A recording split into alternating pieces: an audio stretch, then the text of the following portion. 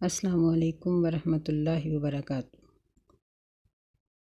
آج ہم سورہ الانعام کی آیت نمبر 155 سے شروع کریں گے انشاءاللہ۔ اعوذ باللہ السمیع العلیم من الشیطان الرجیم، بسم اللہ الرحمن الرحیم۔ وَهَذَا كِتَابٌ أَنزَلْنَاهُ مُبَارَكٌ فَاتَّبِعُوهُ وَاتَّقُوا لَعَلَّكُمْ تُرْحَمُونَ۔ اور یہ کتاب ہم نے اس کو نازل کیا ہے، یہ برکت والی ہے۔ فَاتَّبِعُوهُ، پس تم اس کی پیروی کرو۔ وَاتَّقُوا، اور اللہ تعالیٰ سے ڈرو۔ لَعَلَّكُمْ تُرْحَمُونَ، تاکہ تمہارے اوپر رحم کیا جائے۔ اس پوری صورت میں اللہ تعالیٰ نے اپنی توحید کے دلائل اور توحید کے سلسلے میں جن چیزوں کو حلال اور حرام کرنا تھا ان چیزوں کو واضح طور پر بیان کر دیا،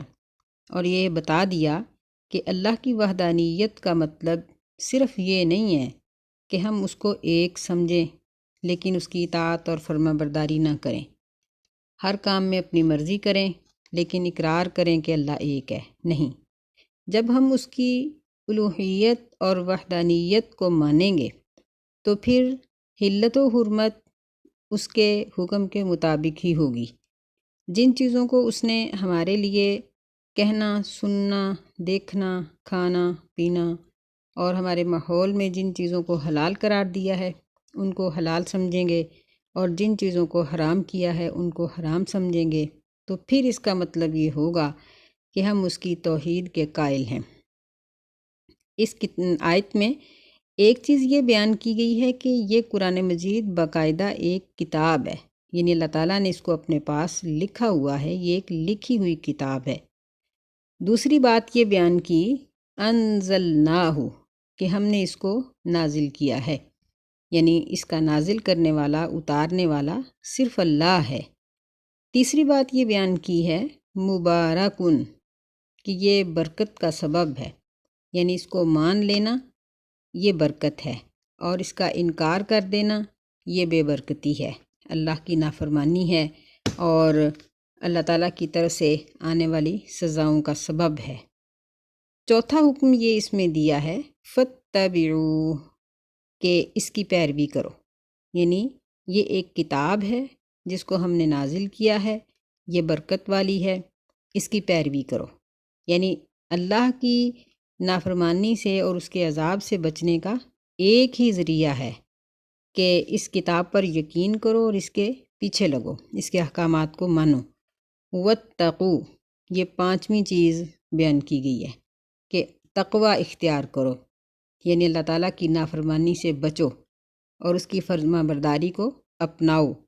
لعلکم ترحمون، تاکہ تم پر رحم کیا جائے۔ یہ چھٹی چیز بیان کی گئی ہے کہ اللہ کی رحمت کو اگر حاصل کرنا چاہتے ہو تو اس کا ایک ہی سبب ہے کہ قرآن مجید کو پڑھو، اس کو سمجھو اور اس پر عمل کرو۔ ان تقولوا انما انزل الکتاب علی طائفتین من قبلنا، یہ کہ تم کہو کہ بے شک اتاری گئی تھی کتاب علی طائفتین، دو جماعتوں پر، طائفۃ واحد اور طائفتین یہ تثنیہ کا صیغہ ہے، دو جماعتوں کے اوپر ہم سے پہلے، یعنی تم یہ بات کہو کہ یہود و نصارہ پر کتاب اتری تھی اور ہمارے اوپر کتاب نہیں اتری۔ وَإِن كُنَّا عَن دِرَاسَتِهِمْ لَغَافِلِينَ، اور اگرچہ ہم اس کو پڑھنے سے ضرور بے خبر تھے، غافل تھے، یعنی اہل مکہ یہ امی کہلاتے تھے،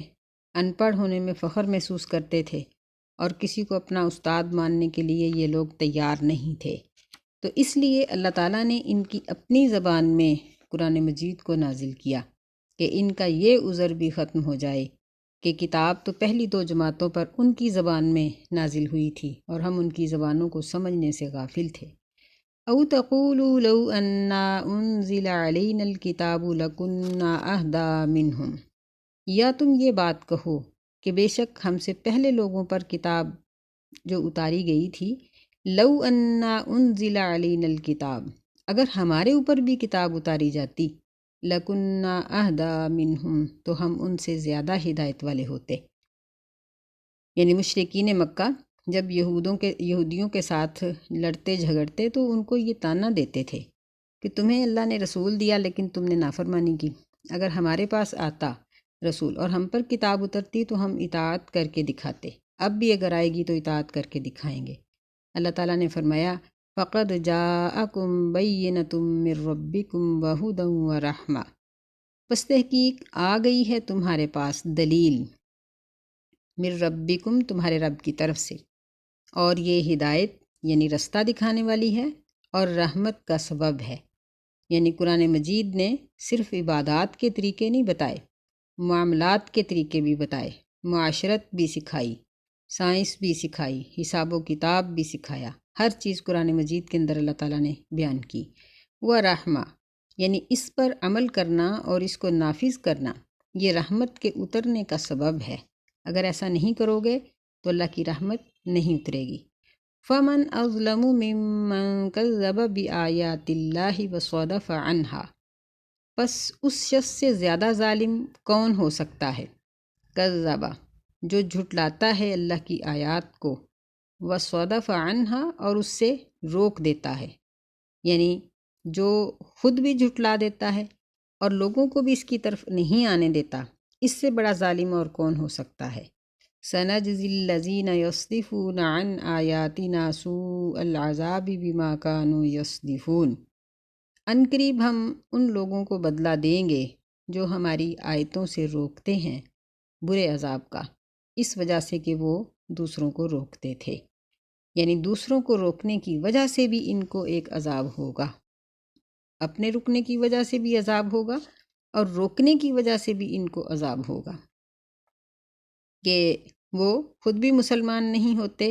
اور دوسروں کو بھی مسلمان نہیں ہونے دیتے۔ یہاں ہمارے لیے ایک عبرت ہے کہ ہم میں سے بھی آج بہت سے ایسے لوگ ہیں جو خود بھی نیکی نہیں کرتے اور دوسروں کو بھی نہیں کرنے دیتے، خود بھی پردہ اور برقع نہیں پہنتی، دوسروں کو بھی روکتی ہیں، خود بھی داڑھی نہیں رکھتے، دوسروں کو بھی نہیں روکنے دیتے، مردوں کی شلواریں اپنی بھی نیچی ہیں، دوسروں کی بھی نیچی رکھتے ہیں۔ آپ دیکھیں کہ آج کل ہمارے بچے عام طور پر لڑکے جو ہیں یعنی اونچا رکھنے کا حکم صرف لڑکوں کے لیے، تو وہ پینٹ شرٹ پہنتے ہیں یا ٹراؤزر شرٹ پہنتے ہیں تو وہ اتنے لمبے ہوتے ہیں کہ ٹخنوں سے بھی، ایڑی سے بھی نیچے جا رہے ہوتے ہیں، اور مائیں مل مل کے پونچے دھو رہی ہوتی ہیں۔ تو کیوں سنت پر عمل نہیں کرتی کہ اپنے بچوں کی شلواریں ہی 2 انچ چھوٹی بنواؤ کہ وہ لٹکا ہی نہ سکیں۔ نبی صلی اللہ علیہ وسلم نے فرمایا کہ جس نے فخر سے، تکبر سے کپڑے کو لٹکایا وہ جہنم میں اس کا وہ حصہ چلا جائے گا۔ تو آج ہم شلوار کے اونچا کرنے کو ہم شرمندگی کا سبب سمجھتے ہیں، پردہ کرنے کو شرمندگی سمجھتے ہیں، دوپٹہ اوڑھنے کو شرمندگی سمجھتے ہیں۔ ہم نے دین کے کاموں سے اپنے آپ کو بھی روکا ہوا ہے اور ہم دوسروں کو بھی رکنے کی تلقین کرتے ہیں۔ ہمیں اللہ تعالیٰ کی یہ آیت یاد رکھنی چاہیے۔ فرمایا کہ سَنَجْزِي الَّذِينَ يَصْدِفُونَ عَنْ آيَاتِنَا سُوءَ الْعَذَابِ، کہ جو لوگ ہماری آیات سے روکتے ہیں ان کو ہم بہت جلدی برے عذاب کا بدلہ دیں گے۔ یعنی ان الفاظ سے یہ بات معلوم ہو رہی ہے کہ یہاں آخرت کے عذاب کا ذکر نہیں ہے بلکہ دنیا کے عذاب کا ہے، کہ ایسے لوگ دنیا میں بھی مختلف مصیبتوں میں، پریشانیوں میں، بیماریوں میں یا اور کئی قسم کے ان کے اوپر اللہ کی طرف سے عذاب آئے ہی رہتے ہیں، جو ان کی یہ اس حرکت کی وجہ سے ہوتے ہیں کہ وہ خود بھی نیکی نہیں کرتے اور دوسروں کو بھی نہیں کرنے دیتے۔ اللہ ہمیں سمجھنے کی توفیق عطا فرمائے۔ هل ينظرون إلا أن تأتيهم الملائكة أو يأتي ربك أو يأتي بعض آيات ربك، وہ نہیں انتظار کرتے مگر یہ کہ آئیں ان کے پاس فرشتے، یا آئے تیرا رب، یا تیرے رب کی بعض نشانیاں آئیں۔ یوم یأتی بعض آیات ربک، جس دن تیرے رب کی بعض نشانیاں آ جائیں گی، لا ينفع نفسا ایمانها، تو نہیں نفع دے گا کسی شخص کو اس کا ایمان لے آنا، لم تکن آمنت من قبل، جو اس سے پہلے ایمان نہیں لایا تھا، او کسبت فی ایمانها خیرا، یا اس نے اپنے ایمان کی حالت میں کوئی نیکی اس سے پہلے نہیں کی تھی۔ قُلِ انتظروا انا منتظرون، کہہ دیجیے کہ انتظار کرو، بے شک ہم بھی انتظار کرنے والے ہیں۔ یعنی اللہ تعالیٰ نے یہاں پوری صورت کا خلاصہ بیان کرتے ہوئے اس بات کو ذکر کیا ہے کہ یہ نافرمان لوگ کیا چاہتے ہیں کہ فرشتے آ جائیں۔ فرشتے 3 طرح سے آتے ہیں۔ نمبر 1 موت کے وقت، نمبر 2 عذاب لے کے، نمبر 3 جب قیامت آئے گی۔ تو یہ لوگ کس چیز کو چاہتے ہیں؟ موت کا انتظار کر رہے ہیں، عذاب کے انتظار میں ہیں، قیامت کے انتظار میں ہیں۔ یہ کیا چاہتے ہیں کہ تیرا رب آ جائے۔ اللہ تعالیٰ تو اس وقت تشریف لائیں گے جب قیامت برپا ہو چکی ہوگی اور لوگوں کے حساب و کتاب کے لیے اللہ کا عرش معلیٰ زمین پر آئے گا اور اللہ تعالیٰ زمین پر تشریف لائیں گے، تو وہ توبہ اور عمل کا وقت تو نہیں ہوگا۔ او یأتی بعض آیات ربک، یا تیرے رب کی بعض نشانیاں آ جائیں، یعنی جس طرح نبی صلی اللہ علیہ وسلم نے قیامت کی مختلف نشانیاں بتائیں کہ بڑی بڑی نشانیاں، سورج کا مغرب سے نکلنا، زمین سے ایک چارپائے کا نکلنا جو عجیب و غریب ہوگا، اور جو مسلمانوں کو چھوئے گا تو ان کے چہرے چمک اٹھیں گے، اور کافروں کو چھوئے گا تو ان کے چہرے کالے ہو جائیں گے، اور اس دنیا میں ہی کافر اور مسلمان بالکل واضح طور پر نظر آئیں گے اور کوئی اپنے آپ کو چھپا نہیں سکے گا۔ اور پھر ایک آگ نکلے گی جو ان سب کو ایک جانب جمع کر دے گی۔ تو یہ لوگ کس چیز کے انتظار میں ہیں؟ سور کے پھونکے جانے کے انتظار میں ہیں۔ تو جب یہ نشانیاں آ جائیں گی پھر ایمان لانا یا عمل صالح کرنا کسی کے لیے نفع یاب نہیں ہوگا، کیونکہ عمل کرنے کی شرط یہی ہے کہ موت کی کیفیت سے پہلے یا سورج کے مغرب کی طرف سے طلوع ہونے سے پہلے جو توبہ کی جائے گی اور جو نیک عمل کیا جائے گا، اللہ تعالیٰ صرف اسی کو قبول فرمائیں گے۔ ان الذین فرقوا دینہم وکانوا شیعا، بے شک جن لوگوں نے فرقہ فرقہ کیا اپنے دین کو، وکانوا شیعا، اور وہ گروہ گروہ بن گئے، لست منہم فی شیء، اے نبی صلی اللہ علیہ وسلم آپ ان میں سے کسی بھی چیز میں شامل نہیں ہیں، یعنی ان کے ساتھ آپ کا کوئی تعلق نہیں۔ انما امرہم الی اللہ، بے شک ان کا معاملہ اللہ کے سپرد ہے، اللہ کی طرف ہے۔ ثم ینبئہم بما کانوا یفعلون، پھر وہ ان کو اس چیز کی خبر دے دے گا جو وہ کرتے تھے۔ یعنی جس طرح نشانیوں کے انتظار یا موت کے انتظار میں بیٹھے رہنا اور عمل نہ کرنا نقصان ہے، ایسے ہی اپنے دین کو فرقہ فرقہ کر دینا بھی نقصان دہ ہے۔ اس سے مراد مسائل میں اختلاف کرنا نہیں ہے، بلکہ اپنے ایسے پیر و مرشد چن لینا، اپنے ایسے امیر چن لینا کہ جن کی وجہ سے ایک نیا فرقہ یا نیا گروہ وجود میں آ جائے، یہ چیز اس سے مراد ہے۔ کہ ورنہ مسائل کے بارے میں کئی چیزوں میں اختلاف تو صحابہ کا بھی ہو جاتا رہا، تابعین کا بھی ہو جاتا رہا، تبع تابعین کا بھی ہو جاتا رہا، ائمہ میں بھی مسائل کی اور فروعات کے بارے میں اختلاف پایا جاتا ہے کہ بعض مسائل، یعنی ایک صحابی کہتے ہیں کہ اس طرح اور ایک کہتے ہیں اس طرح، پھر وہ آپس میں اس کو حل کر لیتے ہیں۔ یہ چیز یہاں مراد نہیں ہے، بلکہ گروہ بندیاں مراد ہے۔ نبی صلی اللہ علیہ وسلم نے فرمایا کہ بنی اسرائیل 72 فرقوں میں بٹ گئے اور میری امت کے لوگ یہ 73 فرقوں میں بٹ جائیں گے۔ نبی صلی اللہ علیہ وسلم سے سوال ہوا کہ اللہ کے رسول جنت میں کون جائے گا، کون سا فرقہ؟ آپ نے فرمایا کہ وہ لوگ جو اس رستے پر ہیں جس پر آج میں ہوں اور میرے صحابی ہیں، یعنی میرے اور میرے صحابہ کے رستے پر چلنے والا گروہ یہ جنت میں چلا جائے گا، باقی سب جہنم میں جائیں گے۔ تو اللہ اور اس کے رسول کا رستہ کون سا ہے؟ قرآن اور حدیث، یعنی جو قرآن کہہ رہا ہے، جو حدیث کہہ رہی ہے۔ تو فرمایا کہ لست منہم فی شیء، کہ جنہوں نے اپنے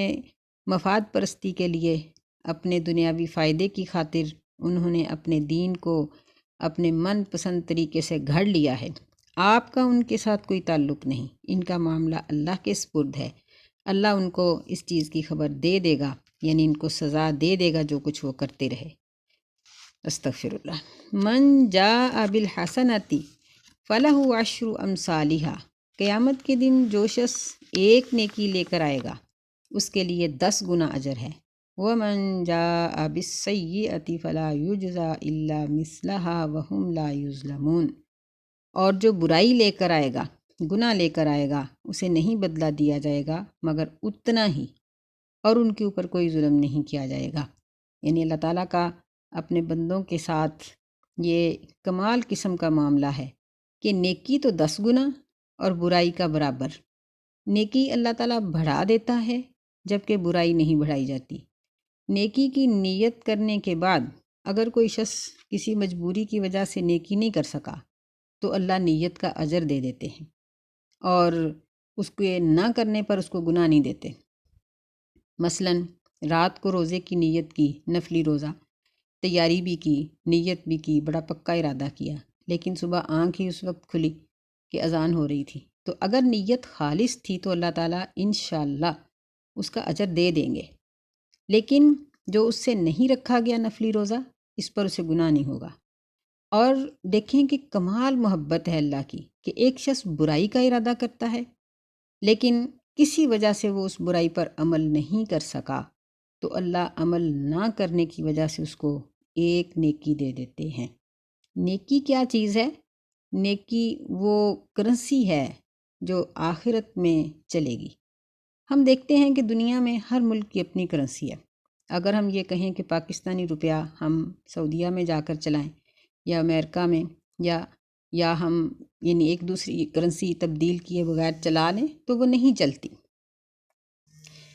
لیکن اللہ تعالیٰ کا معاملہ یہ ہے کہ نیکی جو آخرت میں انسان اپنے لیے کماتا ہے وہ اللہ تعالیٰ اس کے لیے محفوظ رکھتے ہیں، اور اللہ تعالیٰ اس کو قیامت والے دن اس کا پورا بدلہ دیں گے۔ اور میں فلا یجزا الا مثلها وهم لا یظلمون، کہ ان کو نہیں بدلہ دیا جائے گا مگر اتنا ہی، اور ان کے اوپر ظلم نہیں کیا جائے گا، یعنی کسی دوسرے کا گناہ ان کے اوپر نہیں ڈالا جائے گا، اور ایسے ہی ان کی کوئی نیکی ان سے چھین کر ان کے اوپر ظلم نہیں کیا جائے گا۔ یہ اللہ تعالیٰ کی کمال محبت ہے۔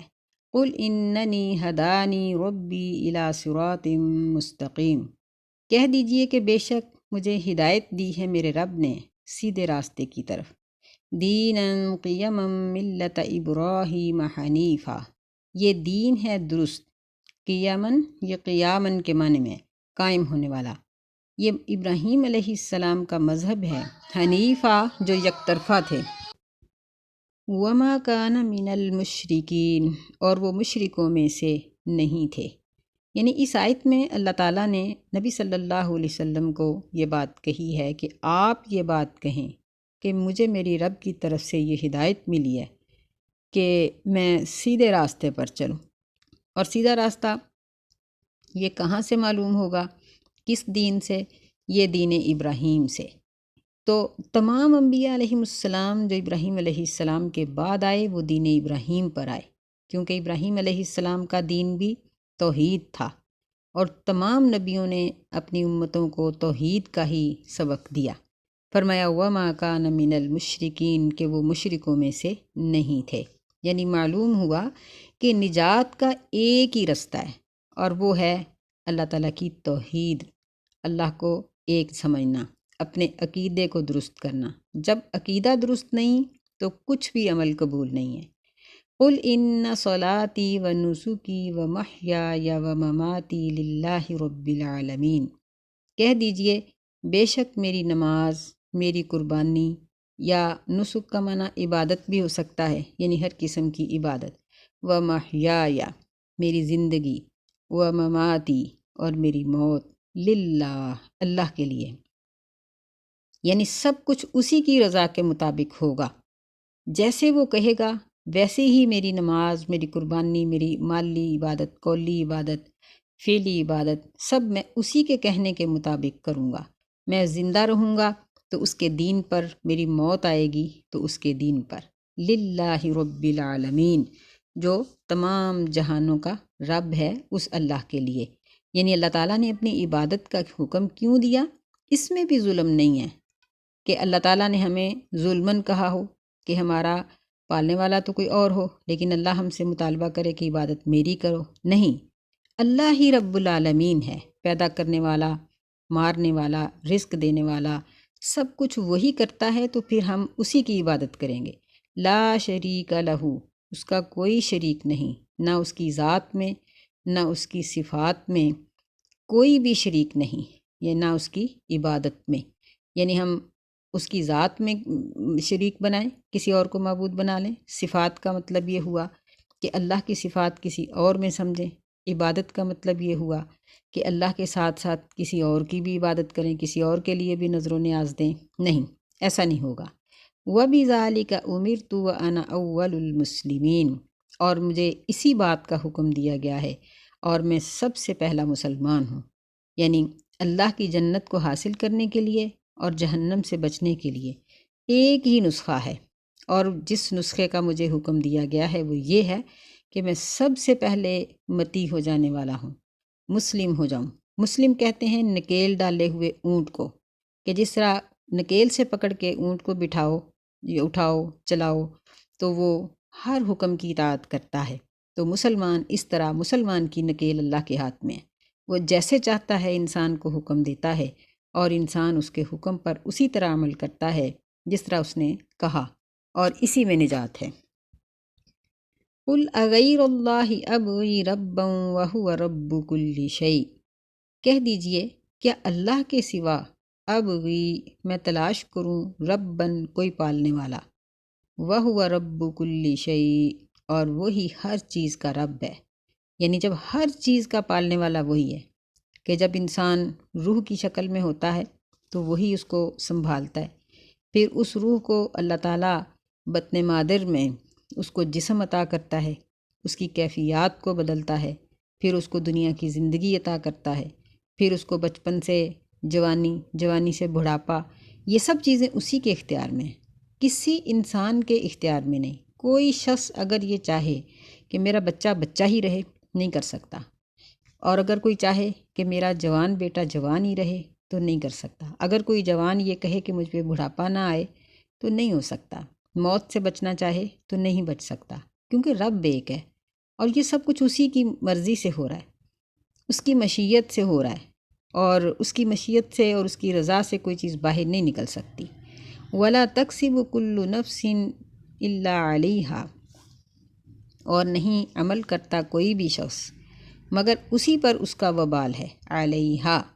یعنی اس کا وبال اس کے گناہ کا، جو شرک کرے گا، اللہ کے سوا کسی اور کو اپنا رب سمجھے گا، کسی اور سے اپنے پالنے یا اپنے رزق کی توقع رکھے گا تو اس کا وبال اسی کے اوپر ہے۔ وَلَا تَزِرُ وَازِرَةٌ وِزْرَ أُخْرَىٰ، اور نہیں بوجھ اٹھائے گا وازرتن کوئی بوجھ اٹھانے والا کسی دوسرے کا بوجھ، یعنی قیامت کے دن ہر شخص اپنے گناہوں کو خود ہی اٹھائے ہوئے ہوگا، کوئی کسی کا ساتھی اور حامی نہیں ہوگا۔ ثُمَّ إِلَىٰ رَبِّكُمْ مَرْجِعُكُمْ، پھر تمہارے رب کی طرف ہے تمہارا لوٹ کر جانا، فَيُنَبِّئُكُم بِمَا كُنتُمْ فِيهِ تَخْتَلِفُونَ، پس وہ تمہیں خبر دے گا اس چیز کی جس میں تم اختلاف کرتے تھے۔ یعنی اس آیت سے معلوم ہوتا ہے کہ انسان جب اپنی قبر سے نکلے گا تو وہ اپنے گناہوں کا بوجھ اٹھائے ہوئے ہوگا۔ ایک حدیث بھی آتی ہے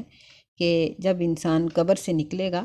تو ایک ہولناک شکل کو دیکھے گا، ایک جانور یا نہ جانے کیا شکل ہوگی، کہ وہ بد شکل اس کو کہے گا کہ مجھے اٹھاؤ، انسان کہے گا کہ تم کون ہو، اور اس سے بڑا ڈرے گا، وہ اس کے کندھوں پہ چڑھے گا اور کہے گا کہ انا عملک، میں تیرا عمل ہوں، مجھے اٹھاؤ اور چلو حشر کی طرف، اللہ تعالیٰ کی طرف، یعنی اللہ تعالیٰ نے جہاں میدان حشر سجا رکھا ہے، پوری دنیا سے لوگ وہاں جائیں گے، وہاں لوٹیں گے اور وہاں اکٹھے ہوں گے۔ فَيُنَبِّئُكُم، پس وہ تمہیں خبر دے گا اس چیز کی جس میں تم اختلاف کرتے تھے، یعنی وہاں پہنچو گے تو روز روشن کی طرح ہر چیز معلوم ہو جائے گی، تمہیں پتہ چل جائے گا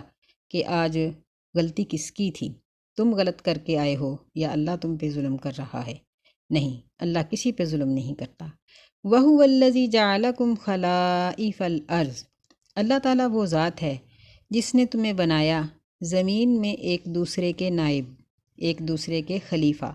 وَرَفَعَ بَعْضَكُمْ فَوْقَ بَعْضٍ دَرَجَاتٍ، اور اس نے بلند کر دیا تم میں سے بعض کو بعض پر درجوں میں،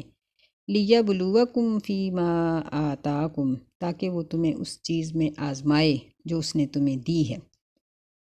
یہ اللہ تعالیٰ نے اپنے رب ہونے کی ایک بڑی واضح اور پکی دلیل پیش کی ہے۔ فرمایا کہ اللہ نے تمہیں ایک دوسرے کے خلیفہ بنایا۔ اب دیکھیں کہ باپ اتنا بڑا باغ بناتا ہے،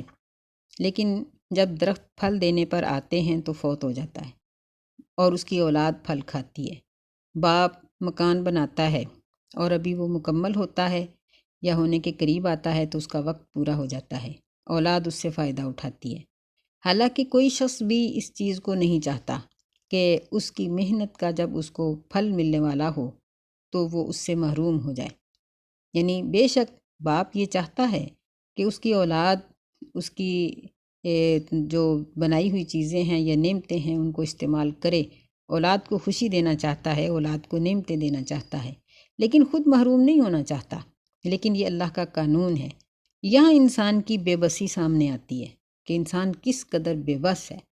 کہ وہ اپنا مکان بنا کر یا اپنے ہاتھ سے کمائی کما کر فیکٹری بنا کر اس کو آباد ہوتا نہیں دیکھ سکتا۔ اولاد جوان ہو جاتی ہے تو ان کی کمائی نہیں کھا سکتا، پہلے ہی اس کی موت آ جاتی ہے اور وہ دنیا سے چلا جاتا ہے۔ دوسری بے بسی انسان کی یہ ہے کہ اللہ نے کسی کو مالدار بنایا اور کسی کو کم مال والے، یہ بھی اللہ کے اختیار میں ہے۔ بڑے لوگ اس طرح کے ہیں جو باہر کے ملکوں میں جاتے ہیں، وہاں کئی کئی سال کھپا کر آ جاتے ہیں لیکن ان کے پاس دولت نہیں آتی، اور کئی اس طرح کے ہیں جو اپنے ملک میں رہ کر کروڑوں کما لیتے ہیں اور سونا کھاتے ہیں۔ وہ ہر وقت ان کے گھروں میں فراوانی رہتی ہے ہر چیز کی، اور یہ دیکھا جاتا ہے کہ اگر محنت کے بل بوتے پر دولت ملتی ہوتی تو پھر مزدور یہ دولت مند ہوتا اور مالک یہ غریب ہوتا۔ لیکن یہ دیکھا جا رہا ہے کہ مزدور غریب ہوتا ہے اور مالک امیر ہوتا ہے۔ یہ کس کی تقسیم ہے؟ یہ اللہ کی تقسیم ہے، اور اس تقسیم کو آج تک کوئی نہیں بدل سکا۔ بہت لوگوں نے کوشش کی، انسان ساری زندگی دوڑتا رہتا ہے، ساری زندگی محنت میں گزار دیتا ہے، ترکیبیں لڑاتا ہے، دماغ کو بہت استعمال کرتا ہے، گھماتا ہے، بڑے بڑے منصوبے بناتا ہے، لیکن اس کو دولت اتنی ہی ملتی ہے جتنی اس کے لیے ماں کے پیٹ کے اندر لکھ دی گئی تھی کہ